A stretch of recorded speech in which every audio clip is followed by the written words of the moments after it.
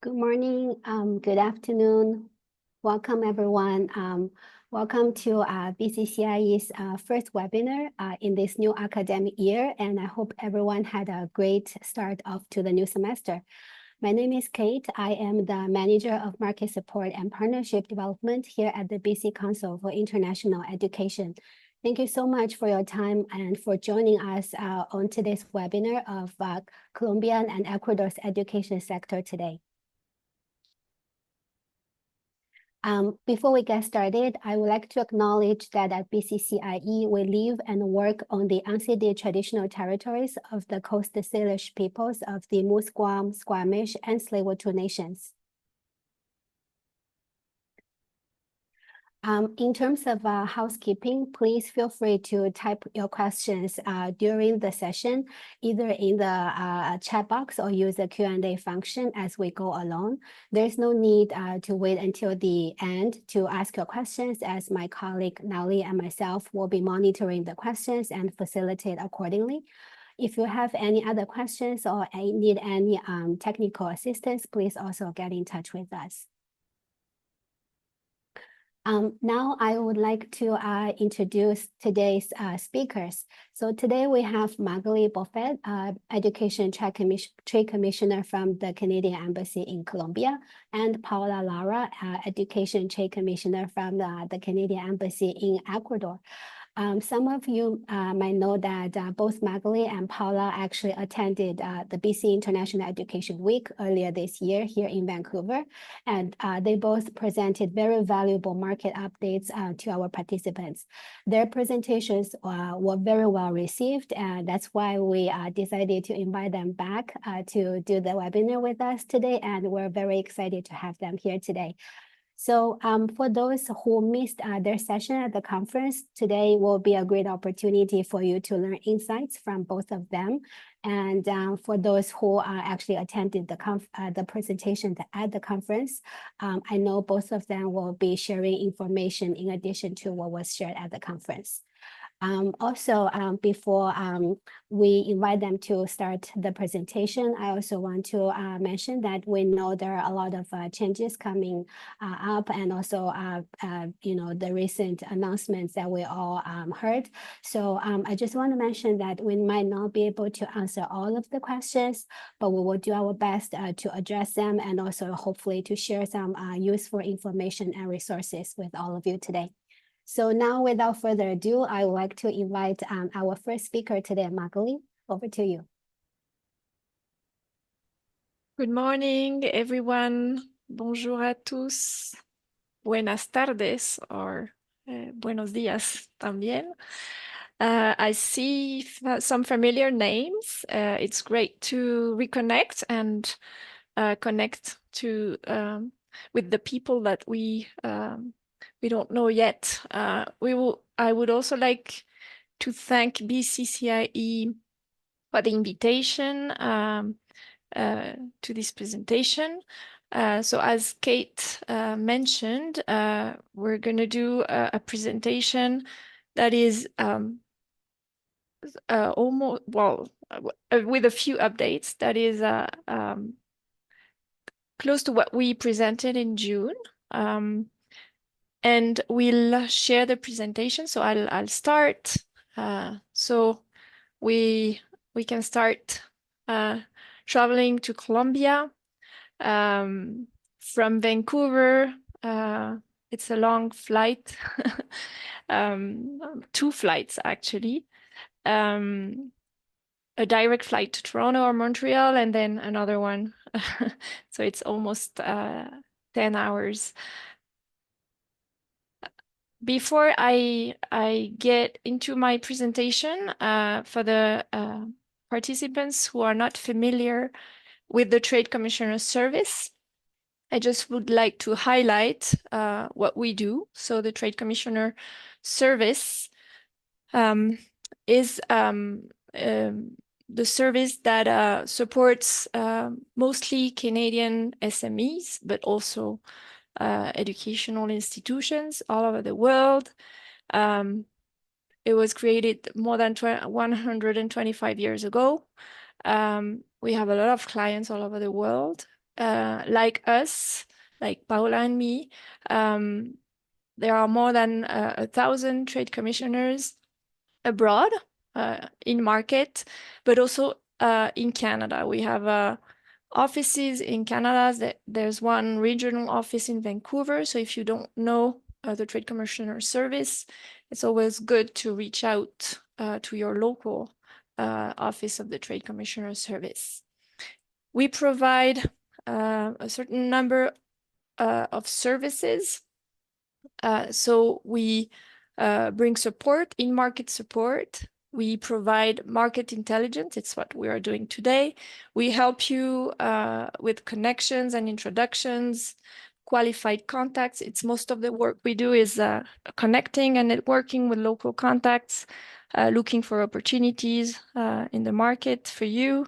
We also help provide solutions, refer to professionals in our countries when problems are arising, and we help get the most out of free trade agreements. We have a certain number of funding programs. Maybe you're not familiar with the programs. Usually, maybe some of you have been part of a delegation with the support of Can Export Association at some point. It's a very popular program. And for other lines of business, there's also a Canadian Technology Accelerator and other types of services. So it's just for you to know that this service is available for educational institutions. We are on the ground to help you understand how to do business, how to partner locally, and usually we are specialists in our field. In my case, I've been in international education for more than 20 years. I'm very happy to be supporting the education sector here in Colombia. I've been in this position for almost 8 years. So as I mentioned at the beginning, let's travel to Colombia. Just a few facts about Colombia. You maybe all know Colombia for other things, but I would like to highlight that Colombia is the leading source of emeralds. So if you come to Colombia, you can get very good quality jewel here. Also, the third largest exporter of coffee after Brazil and Vietnam. It's Arabica coffee, high quality coffee. It's also the second most biodiverse country in the world. We are actually hosting next month in October the COP16 around biodiversity. So it's going to be a very big event here in Colombia. And maybe you already know that the local currency is the Colombian peso. So let's get into a few statistics numbers. You might already have noticed in your institutions or Colombia is a growing market for recruitment for many of your institutions. Last year, it was the second largest education market for Canada, just after Mexico and before Brazil. So 10,465 study permits were issued last year. That was a record year. And now Colombia is within top 10 of source countries of students to Canada. Also, another interesting number, the Colombian schools, mostly private schools, international, IB, or bilingual schools in Colombia, they many of them include short-term immersion during usually it's from grade 6 to grade 9.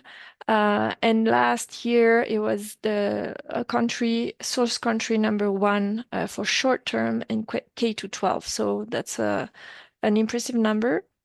And from the latest figures that were shared by Languages Canada, Colombia was market number 6 for ESL and French as a second language too.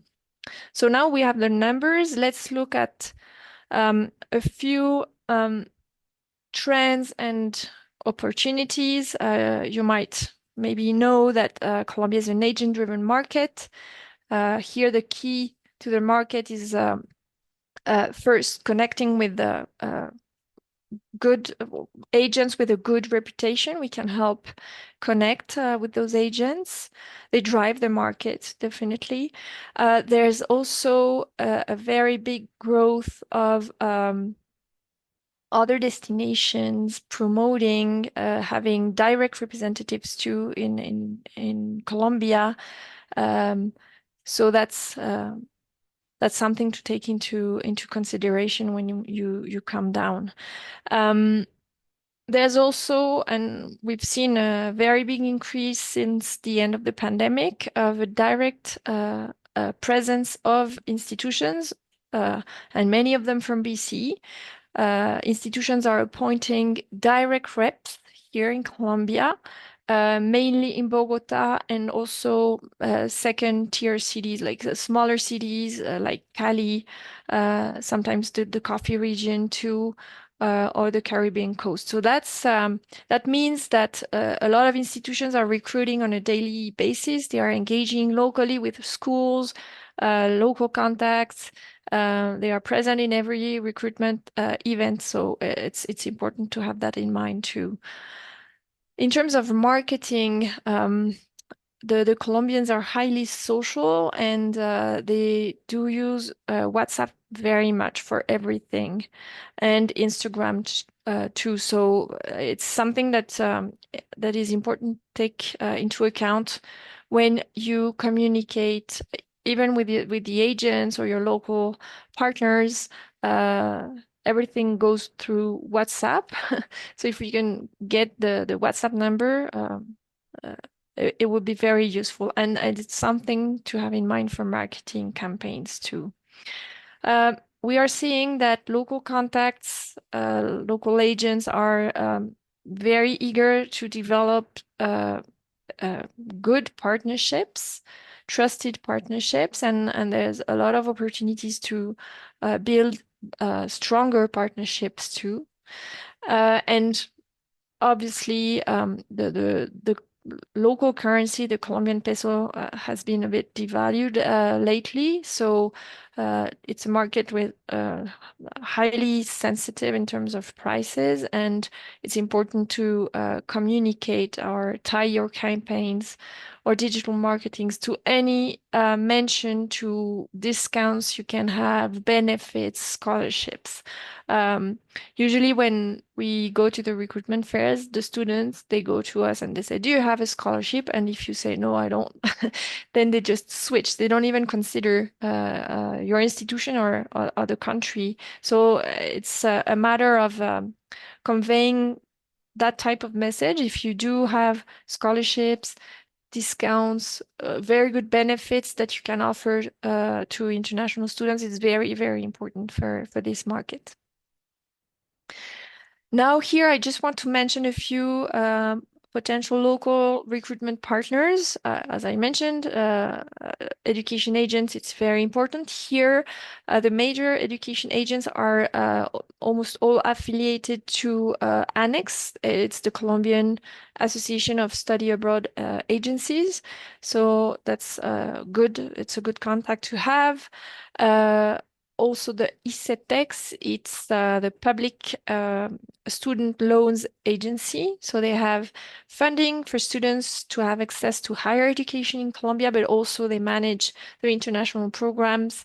ICETEX is looking for partners that can have somehow a contribution in terms of scholarship or discount. So that's another important potential partner for the institutions that are not yet present or don't have an agreement yet with this institution.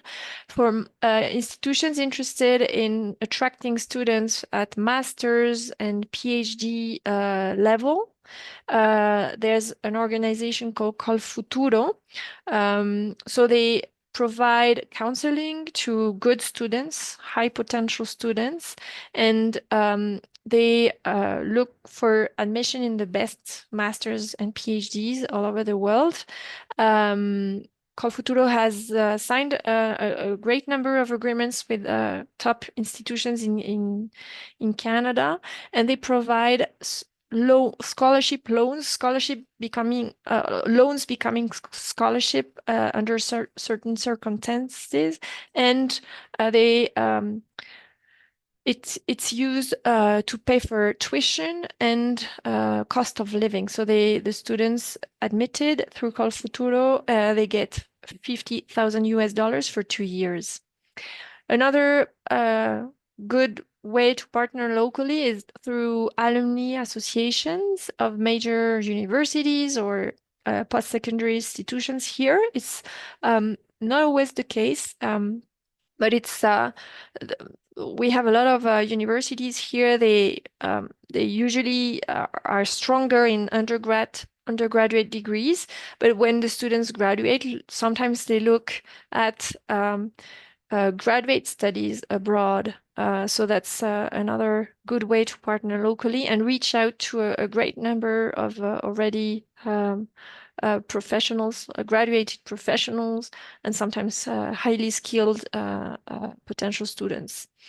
And we have a list of other potential partners. If you're interested in knowing more about each of those potential partners, you can reach out to me and we can have a more personalized conversation after this webinar. In terms of trends, student recruitment remains a key driver of the approach to the market. When I visit universities or local schools, they are all very interested in agreements, partnership building. They look at double degree programs at both levels, and they want reciprocity. I know sometimes it's not easy for you when you have a recruitment hat.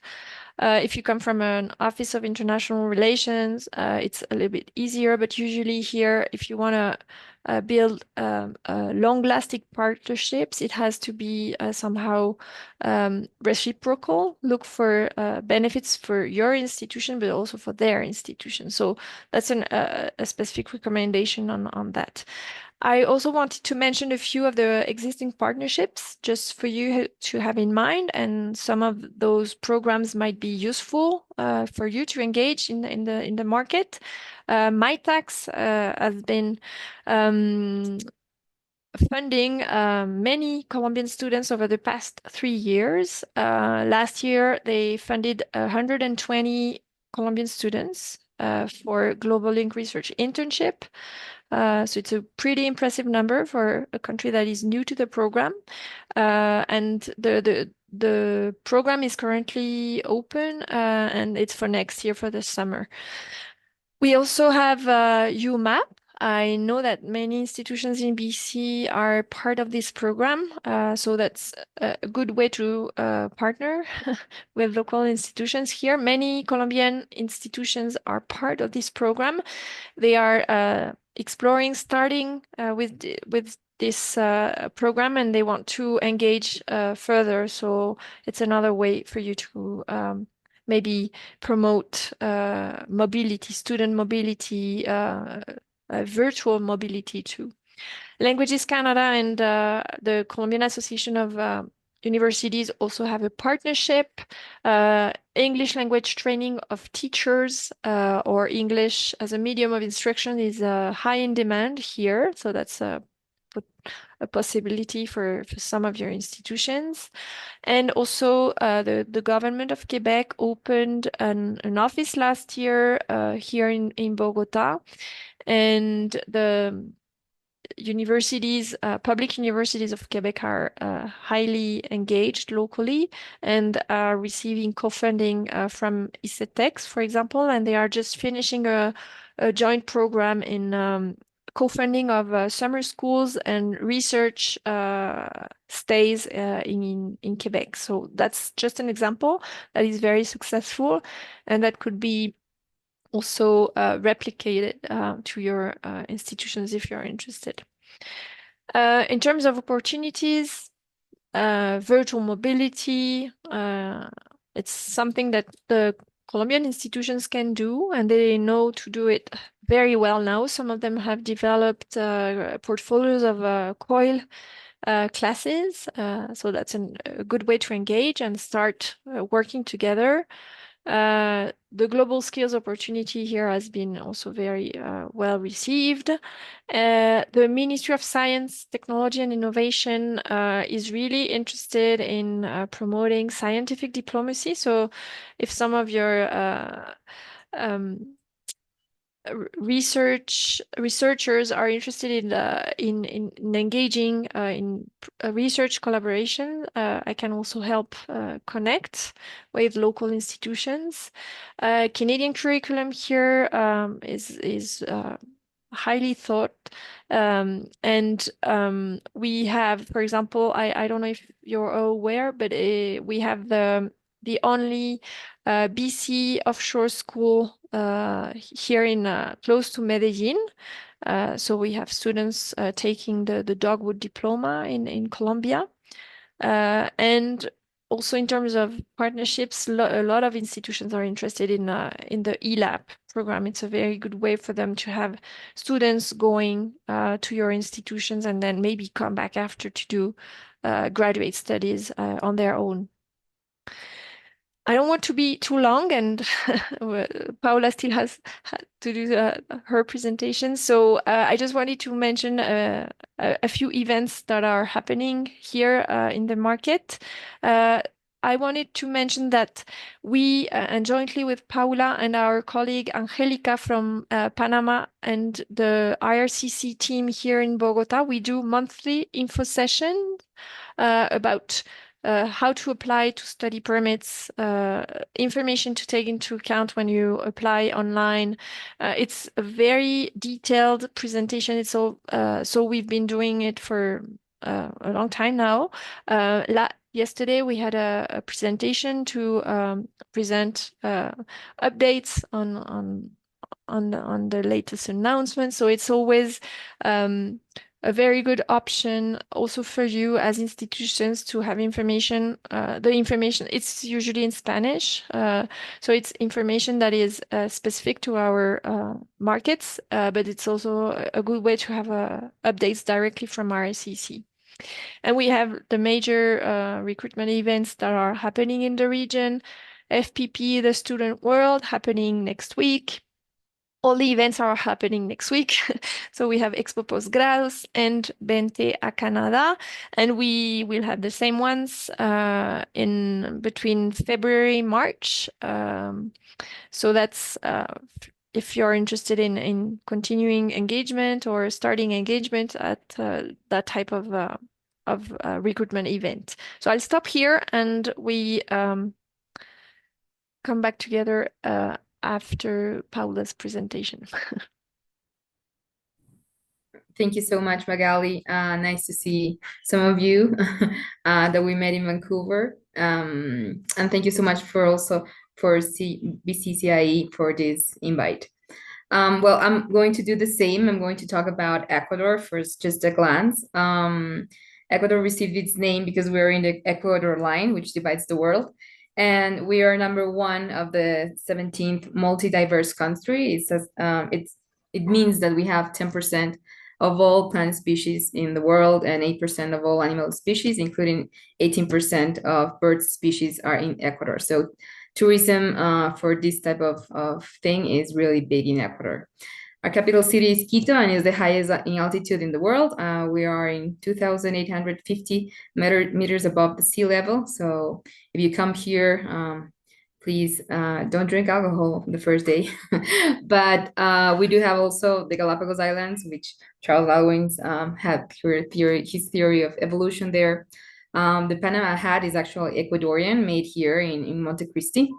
And Ecuador is the world's largest exporter of bananas. We export mostly the third part of bananas all over the world. And our local currency, we use the US dollar as, so it has a really nice, it's a benefit for Canadians because we have the exchange rate there.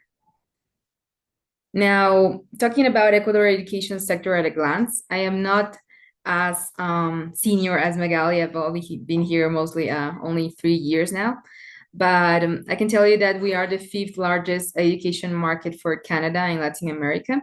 Of course, setting Mexico first, and then Magali with Colombia, and then Brazil and Peru, and then comes Ecuador. Last year, we issued, the Ministry of IRCC issued 2,535 study permits, and it has been a continuing growth since 2015, especially after the pandemic. It went like a catch-up effect, and it's continued growing.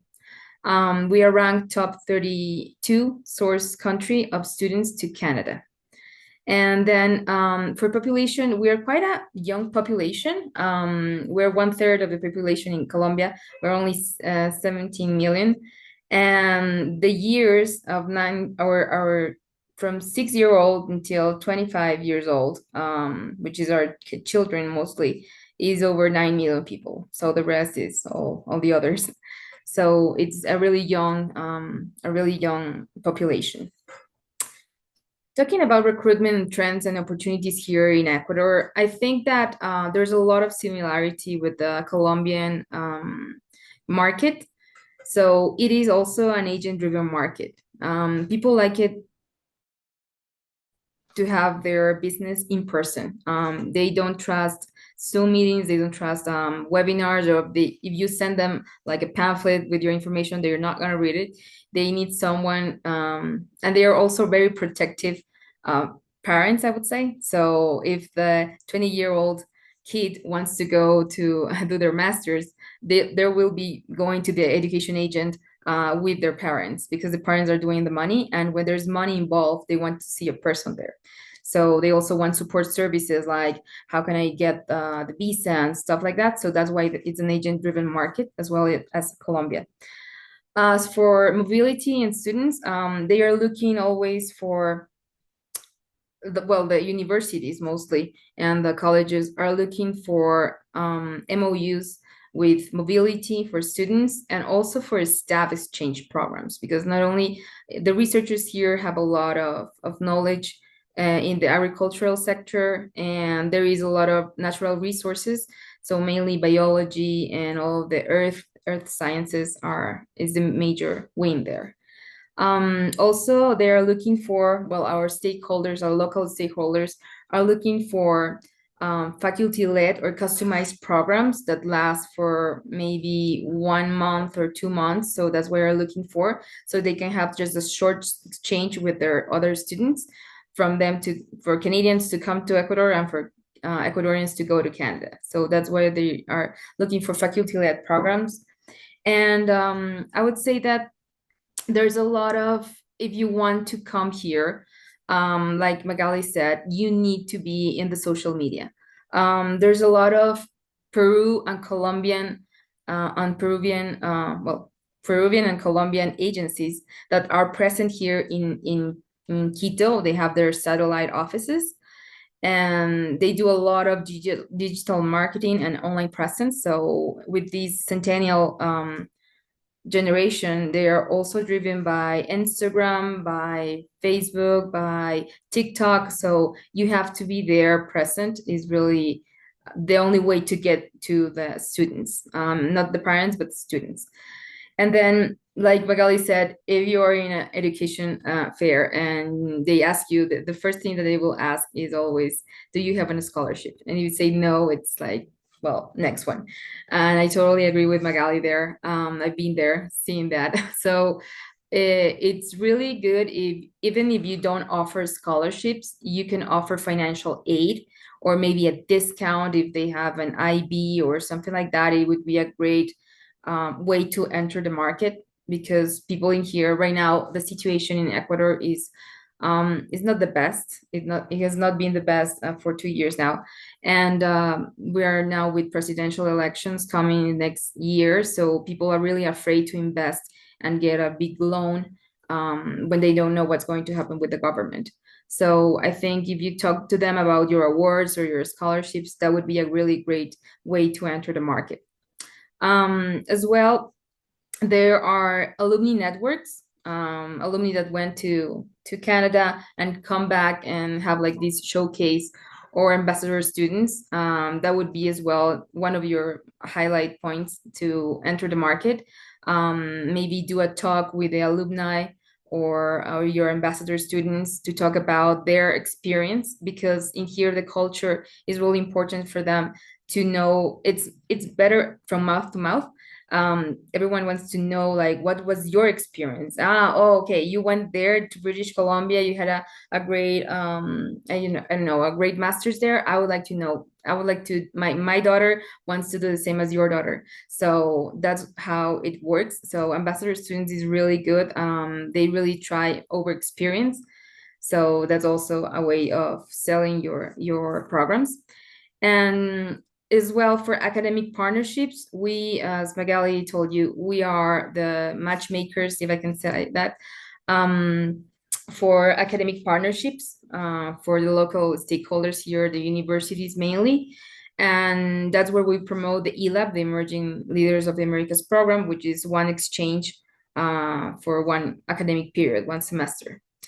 And according as well for Languages Canada was published in the annual ESL FSL report from 2023. Ecuador was ranked number 14th, and we sent like around 140, 1,440 students. So it was there's a lot of appetite in here in Ecuador for English, not only English for the students, but English for the staff. They always come to the embassy, to the Trade Commissioner Service, asking about if you have programs or do you have something they can help you with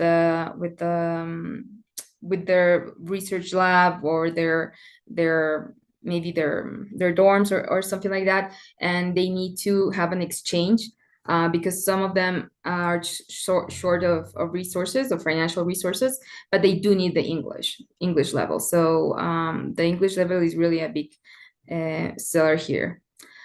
For potential recruitment partners, we have the ASECBI, is the Ecuadorian Association of IB High Schools. They have around 82 IB high schools around all the nationwide. So around Ecuador, 82 are in here in this association, and it's IB high schools. We have really good English. So when you come here, maybe it's good for you to present yourself to SECBI. I myself would be really thrilled to make the introduction. And you also have the RAISE. RAISE is the Ecuadorian Universities Network, where public and private universities are there, and they are really strong with OUE. And as well, the Alumni Association of Post-Secondary Institutions, you can also, that's recruitment partners. And as well, FIDAL or private education foundations and NGOs that focus on education, which are privately founded they are founded for private business. Now, for partnership trends, what the local stakeholders, as I mentioned, they are looking for ESL programs. They are short, that they give you certificate, and not only, as I said, for students, but only for teachers, and especially for teachers and researchers. So we are looking for people that help us with maybe online, that would be better, or hybrid. They look for online at the most, and then a little bit of like a 2-week hybrid in-person program. So for the teachers and the researchers, because we have a huge appetite here for the researchers, that all the data from them, all the data is in English for them. So it's really hard to continue their research since they don't have money for the translation, to make the translation. So they do need to learn, and the universities are aware of that, and that's why they come to the embassy looking for that kind of help and programs. As for the industry, they are looking for STEM, agriculture, and curriculum planning. So I think that those are the main trends. And as well, when they ask for joint research, they always focus on life and earth sciences, especially agriculture, because we are really a commodity selling. One of the main ones is it's tuna, it's shrimp, it's flowers, it's corn. So we do have agricultural is really big. And actually we in Ecuador, they import a lot of their lentils and their oatmeal from Canada. So it's a complementary economy, and because Canada sells the fertilizers as well, and we are here like a banana republic, so they're really looking for joint research in those areas, as well for critical minerals for the mining sector and indigenous studies. As Canada as well, I mean, in Canada we have like 12 dialects. In here in Ecuador, the indigenous population is really big, and they have their own agenda, and they want to start being more like having their own universities, and that's why they look for curriculum planning. Existing partnerships right now in Ecuador, what we have is double degrees, 2+2 degrees. They study 2 years here and they go to study. And it's actually the double degree that we have is one with a British Columbia institution. So we're really quite happy. And also they are looking for private and public partnerships between colleges and universities, especially on mobility programs, because they do want to know and expect all the full experience in Canada. Now, for partnership opportunities, we do have, you can go for virtual mobility or COIL, connected classroom projects. It's a great portfolio available in English at some local higher education institutions. So that's where we connect and we make agreements.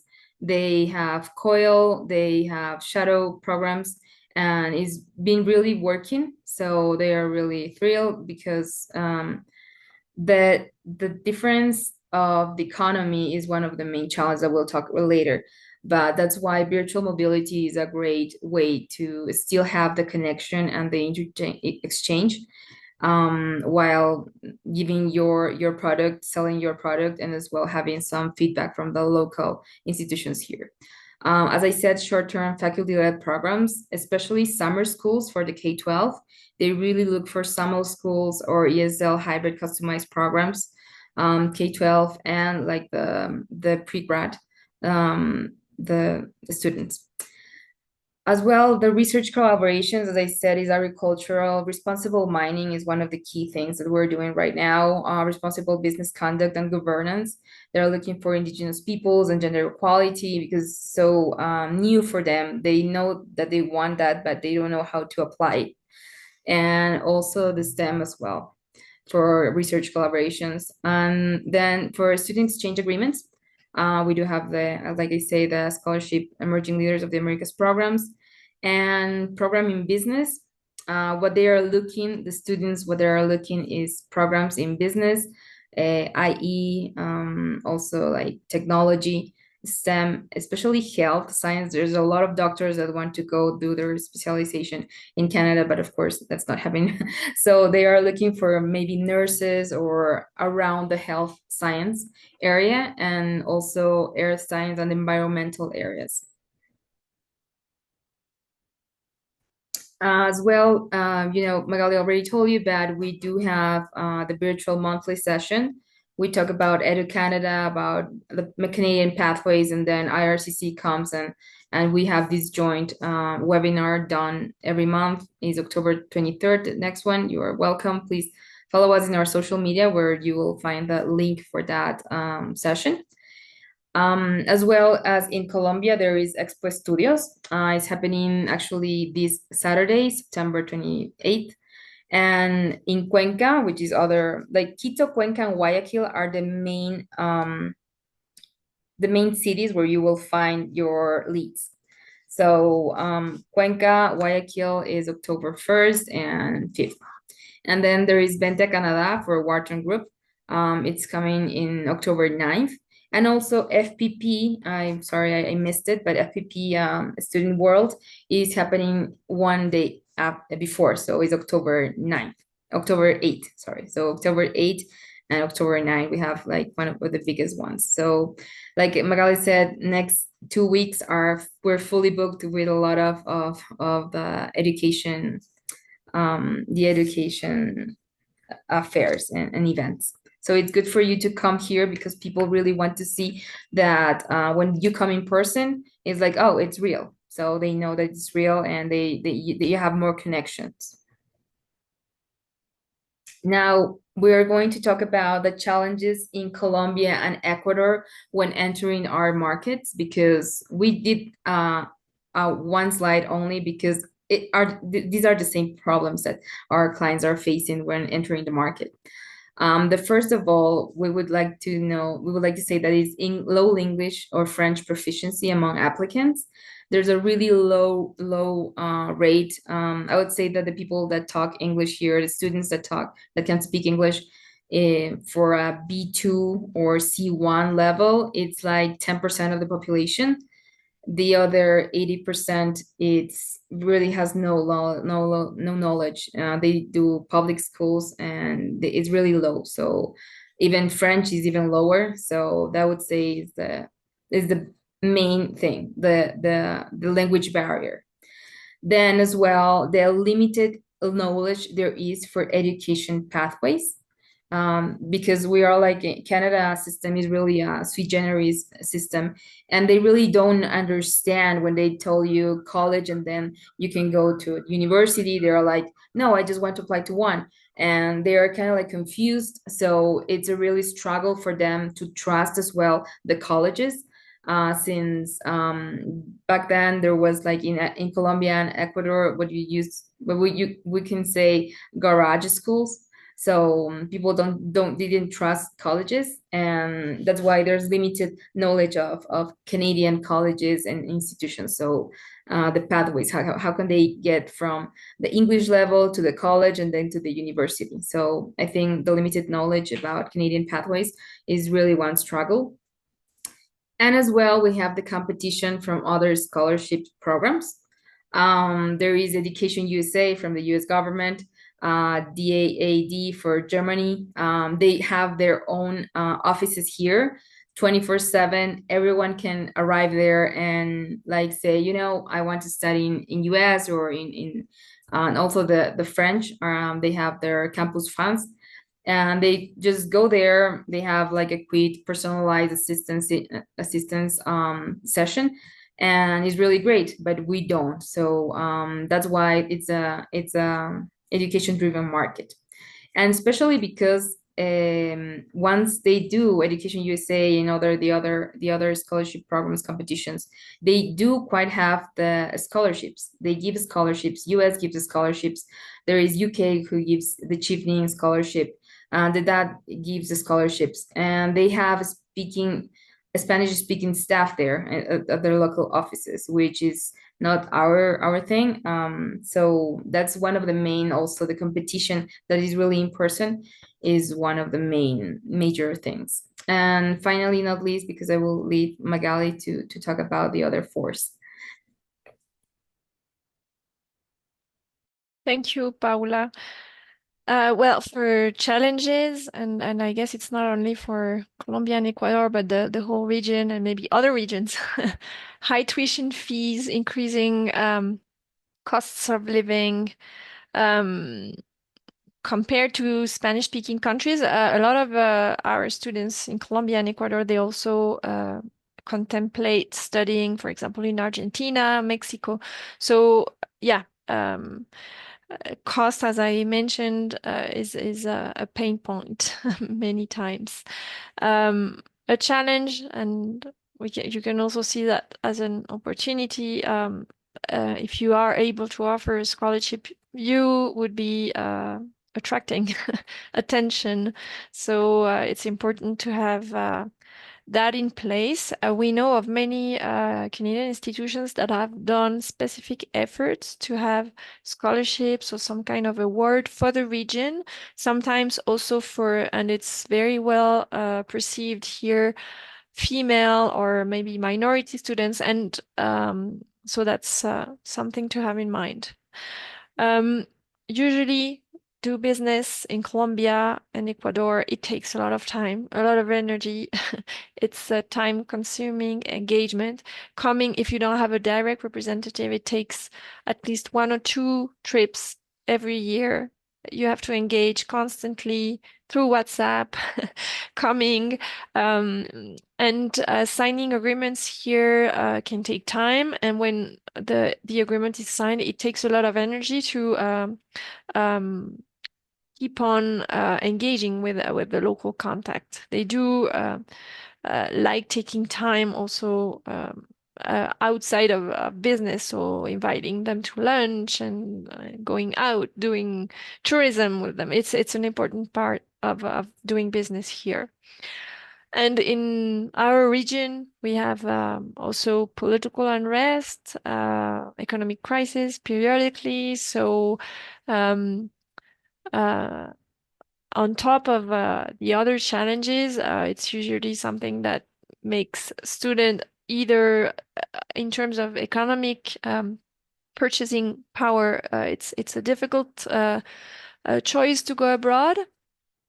But also on the opportunity side, a lot of students here don't see their future here in Colombia or Ecuador, and they do extra efforts because of the situation, the social situation, and the fact that they are quite pessimistic about employability for them in their country. So they do a lot of students and mostly parents encourage their kids to go abroad because of the situation. So it's a challenge for our countries, but also it's a way to see that it's an opportunity for your institutions. So I think we've talked a lot, and we have here just information quickly. We also already mentioned that we have those virtual sessions. We do work very closely with RCC, so people here on the ground, they get information directly from RCC. The same information as you do in Canada. We yesterday or 2 days ago, we looked at the visa processing times, study permits. It's increasing. It used to be a bit less a few weeks ago. So it's just for you. It's the information that is available now.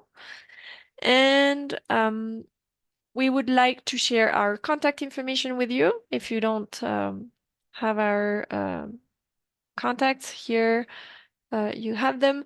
We encourage you to follow us on social media. We post a lot of information on what's happening in terms of education, updates, the info sessions. The link to register is published on social media. So, and last but not least, you see a QR code.